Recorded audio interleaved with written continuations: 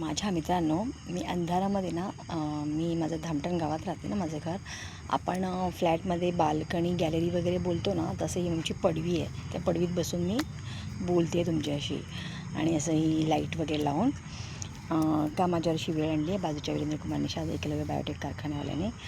आणि त्याचा तो मजदूर बंटी याने खोटी टिप दिली डायरेक्टला बाहेर आहे. म्हणजे डायरेक्टला बाहेर नव्हती. मी किती वेळा मीटरसाठी प्रयत्न केले, नवीन कनेक्शन नवीन घरासाठी मलाच दिलं नाही आहे, इतरांचं आहे. कोण गणेश जगन आव्हाड हाजी मिलन पायथ्याशी ऑफिस आहे, सहाय्यक अभियंता.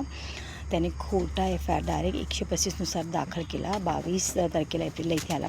15 एप्रिलला पण सांगितलं हो पोलच टाकायचं ना, एकच पोल लागेल ना तुम्हाला, रस्त्याच्या पलीकडे ट्रान्सफॉर्मर आहे. भरा अर्ज भरा आणि 500 रुपयाचा स्टॅम्प पेपर आणा. इतरांना 100चा सांगतात. नंतर ऑनलाईन द्या, नोटरी पेपर करा. हे गणेश आव्हाडने सगळं बोललं आणि सर्वांना माहिती आहे ते टाटा पावरलावर सुद्धा. मीटर देतो सांगून खोटा वीज चोरीचा 135नुसार डायरेक्ट FIR दाखल केला. आणि मला ठाऊक पण नव्हतं. मला मानपडा पोलीस स्टेशन सांगतात. मानपडा पोलीस स्टेशनचे डावपेच आहे, त्यांना हद्दीचा विषय होता.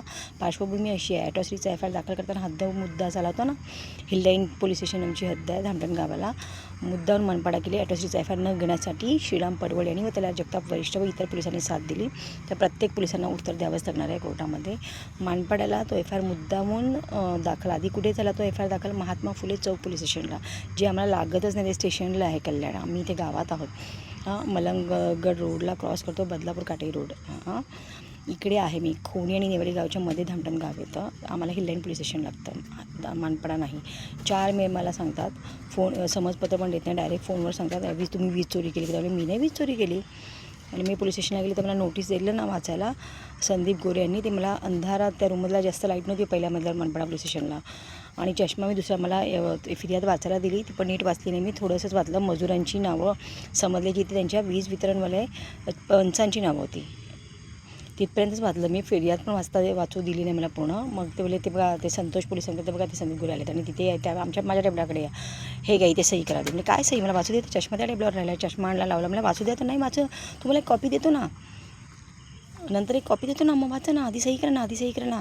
मी सही केली. म्हणजे काय देतात ते मनपाडा पोलीस स्टेशनचे? त्यांना द्यायचा तर अधिकारच नाही आहे, तरी काय देतात म्हणून मी सही केली एक पुरावा म्हणून. पण आता त्या पुराव्यावर पण मी त्यांना RTI मारला आहे. त्या याच्यात असं लिहिलं होतं नोटीसमध्ये की तुम्ही वेळेत वीज चोरीचं रक्कम नाही भरलीत व तडजोड पण शुल्क नाही भरलं, म्हणून FIR दाखल झाला आहे महात्मा फुले चौक पोलीस स्टेशनला. अरे तुम्हाला कोणी सांगितलं मी वेळेत भरलं नाही? मला तर नोटीस पण नाही दिलं, डिमांड नोटीस पण नाही त्यांनी दिली. डिमांड नोट द्यावी लागते, त्यांचे रूल्स असतात, ते फॉलो नाही केले वीज वितरणवाल्यांनी. त्यांनी आधी नोटीस द्यायला पाहिजे होती मला. आणि मी तर डायरेक्टला बाहेरच नव्हती माझी. अरे तुम्ही शूटिंग काढा, फोटो काढा, तुम्ही पाऊंडास पंचनामा केलात, काय केलात? सगळं खोटं करून FIR खोटा घडवला आहे. सामाजिक कार्यकर्ता बौद्ध जातीच्या महिलेवर खोटा FIR घडवला. इथे वीज चोरी खूप आहे, त्यांचा भ्रष्टाचार मी बाहेर काढणार होते गणेश जगन आव्हाडचा. आणि ह्याला तर 3 फेज मीटर दॅन घरगुती मीटर असे 2 मीटर दिलेले आहेत.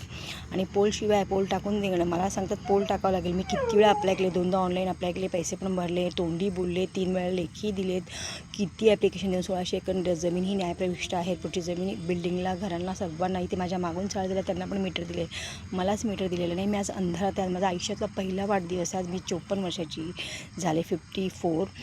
16 ऑगस्ट 1972चा माझा जन्म आहे. मी कधीच अंधारात वाढदिवस साजरा केला नव्हता. आज वेळ आली आहे आणि मी साजरा पण नाही करणार. या अंधारात काय मजा आहे.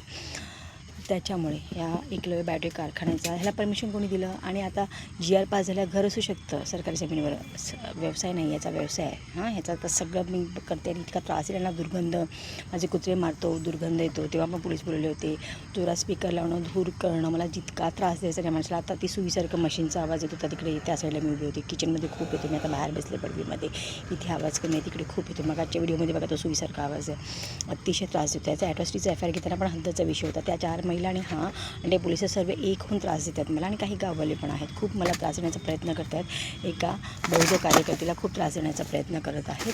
मी पाठपुरावा करणार, कायदेशीर पाठपुरावा करणार आहे. असं मित्रांनो, तुमच्याशी बोलून माझं मन हलकं होतं. बस माझा अंधारातला वाढदिवस, पण माझे विचार प्रकाशमय आहे, माझं मन स्वच्छ प्रज्वलित आहे.